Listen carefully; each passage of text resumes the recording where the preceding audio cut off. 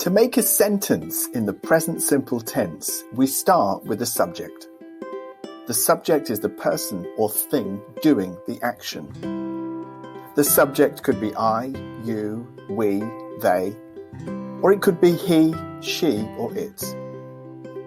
The next thing we need is a verb.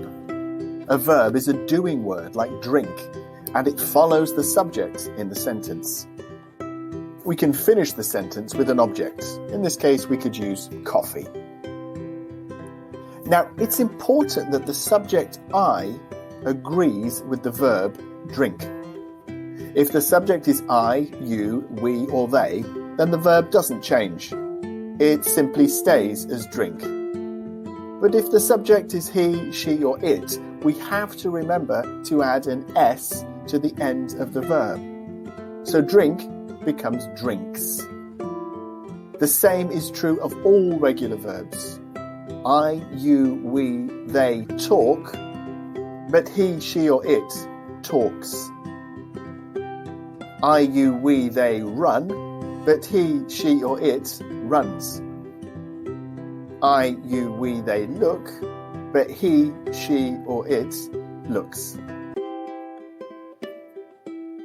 There are a number of different situations when we could use the present simple, but for this lesson we'll just focus on the two most common uses.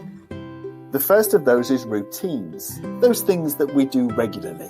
We could also call them habits. For example, I drink coffee every morning.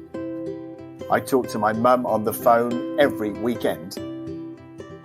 I return from work every evening at 6 p.m. So those things that we do regularly as part of our routine, we would use the present simple tense to describe. And a little clue, if the sentence that you want to make has got an adverb of time, a little word like usually, often, every day, or on Sundays, that's a clue for you that you need to be using the present simple tense. The second usage of the present simple is to talk about those things which are generally or always true. For example, the sun rises in the east and sets in the west. 2 plus 2 makes 4. These things are always true. And so when we talk about them, we use the present simple tense to describe them.